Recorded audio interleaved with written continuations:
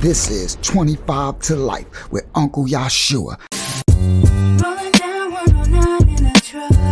On my ride, I feel alive, that's what's up. Look to my right and it's a ride rolling up. It's Lucci telling me tonight we in the club. He got the 24 road Escalade. He got the Lamborghini doors like they blades. His hammers ring cause that's how he was raised. His palace mob and tonight we get Listen, I'm from the ghetto, the slums, the rats, the roaches, the bums. This is 25 to Life with Uncle YAHSHUA. Let's go. Welcome to 25 to Life with Uncle YAHSHUA. I'm your host, Uncle YAHSHUA. Kiana, you can share. She's like, that was quick. Well, one Zoom call, you were sharing a story about like a young man that was about to get sentenced for having like a 16-year-old girlfriend. What's good, family? This Uncle YAHSHUA here. I just want to give this little disclaimer in this video. I want to let y'all know this video here touched me a little bit. The other one too about my little man Russell, that touched me too, as y'all see. So you see that our hearts are not hardened by the things that we went through.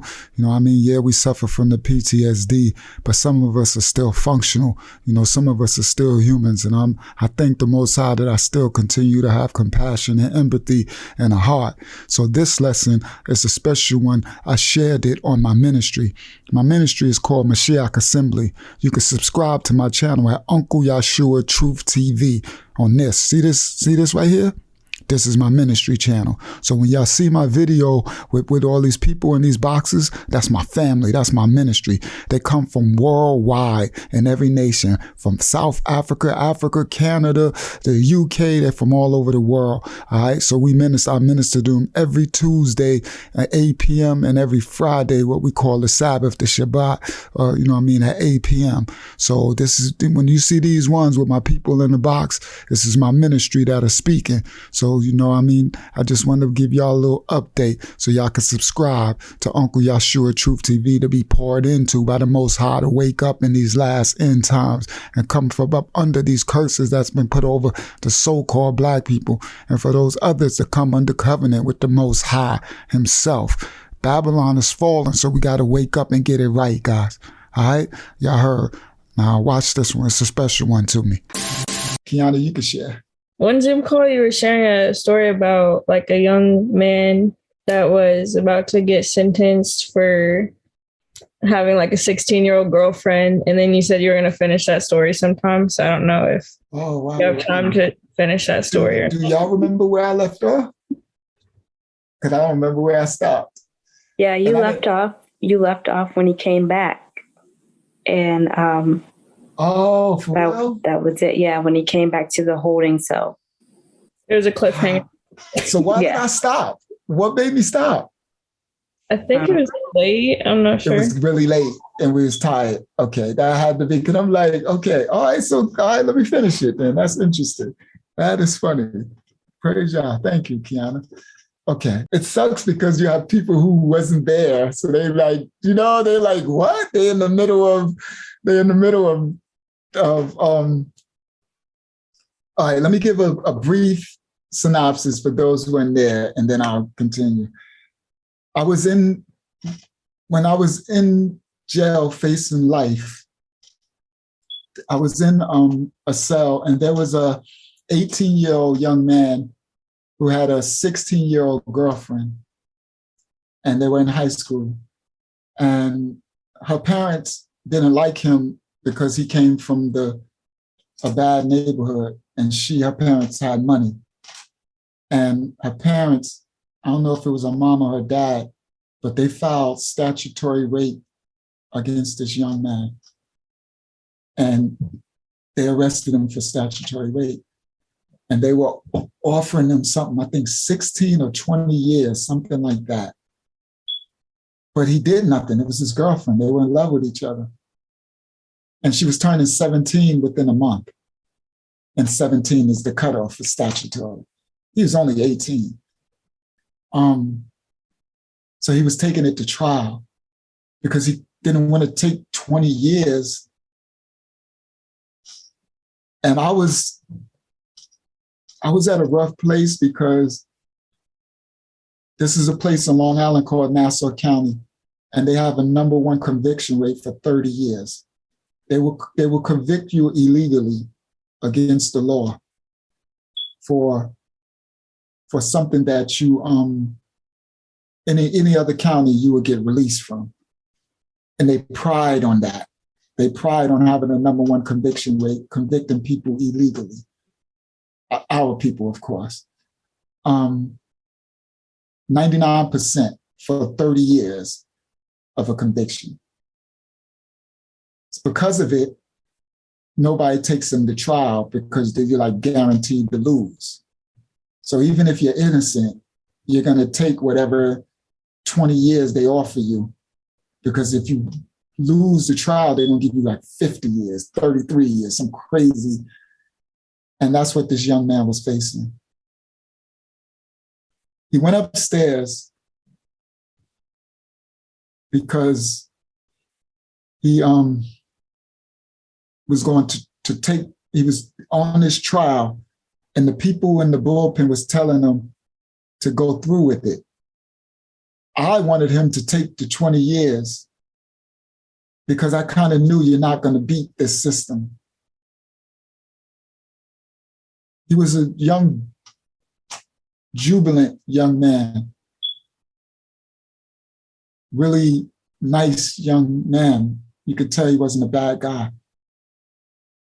You know, a nice young man. And I could tell he was scared, but he was smiling and stuff, you know, talking to them. And he went upstairs to go to trial. And when he came back down to a cage, we're in a cage, and I was sitting there stressed with my head down. So when he came back down, when I heard the guard, I looked up and I could see the life removed from his soul. There was no more, not a little boy, a young man went upstairs. A corpse came back down. When I looked at his face, I just put my head down. I knew that he lost that trial. They gave him 33 years to life. At 18 years old, he's never been in trouble in his life. He just had a girlfriend in school. They gave him 33 years to life. He walked in there and they was all like, yo, how'd it go? How'd it go? He couldn't even talk. He just walked right past them and sat down. And he just had this blank. And I looked up because they said, they was, how did it go? They was talking, and I looked up and I watched him walk past me, and he went and sat down opposite me. And I just looked, and there was like no life in his eyes. He was like a shell. I couldn't even, it was my first time seeing someone dead, but they were alive. But there was no life inside. That hurt me so much. I am so haunted by that vision. His life was taken while he was alive. And he was a young, innocent young man, a good young man, not a bad boy. Going to school, he had a girlfriend, they wanted to get married. He was short, he wasn't a big guy. He's sitting there realizing his life is over. He's going to prison for at least 33 years.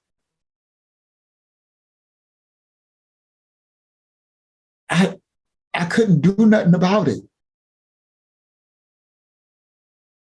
I wanted to save his life, but I couldn't. I was facing 25 to life. I wasn't taking mine to trial. You ain't about to give me 55 years. I'll take the 25 and do what I got to do with it. You're not going to give me 55. So I was taking the 25. And I didn't deserve mine either. The most I deserved for what I had was maybe a year, 1 year. I had already been there for 2 years trying to get them to come down off the 25. And they wouldn't. But I wanted to save him, but I couldn't. He couldn't even cry. Because in that situation, you can't cry because you can't show a weakness. I wanted to just hug him. But you can't. You can't tell him everything's going to be okay because it's not. I couldn't even imagine.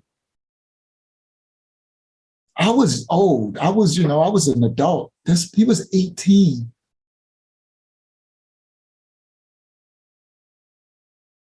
So when they realized that he blew trial, that's what they call that, when you lose. They kind of quieted it down. And he just sat there. He never talked again. I kept looking up from time to time. I don't know, man, guys. I can't explain it. To see death, someone alive, but they're dead. It's something you can't understand. The other guy who was driving the car in the rain and had a car accident, and they was trying to give him 15 years, but he was taking it to trial. He went up. He was the one that's doing all the talking. He was the braggadocious one, telling the little dude to take it to trial. He went up. I noticed before I said he had on these expensive shoes, I know what they were now, because I see another video. They were, back in the days, there was these shoes called Maury Gators, Mauri. They were like $600-700 shoes that we would wear if you had money. He had on a pair of Maury's, and because I remember seeing them, and like, so he went up. He came down. He blew trial too. They gave him 25 years, but he was trying to front like he was one of those braggadocious dudes. He was older too. He's probably like 27, something around there. But he was like, man, I'm taking it. I'm going to appeal. And I know inside, I know when he went back to his cell. So you can talk tough. You can act tough all you want. But inside, remember, Yah knows your heart. I can see past all that. I know when you sit down, when you go back, and you lay down in that bed, you realize you just got 25 years. All that tough stuff goes out the window. So I say that because this young man's story stuck with me. And y'all willing, I could find what video I put in so I could piece the whole story together so it has some continuity. But I wanted to share that. Now, I won't ever do that again. Whenever I tell a story, I'm going to complete the whole thing because it breaks the continuity. Because it was very, very, very, very heavy. Prison ain't what they think they show you. They have people saying, oh, they're in jail and they watching TV and they get 3 cots a meal. That is a lie. Guys, it is slavery. It's don't ever listen to these politicians or these people or even these people who come from jail and try to act like it's all a lie. It is literally living hell. People are getting killed in front of you. All type of stuff, all the time. You have to turn into an animal to survive it.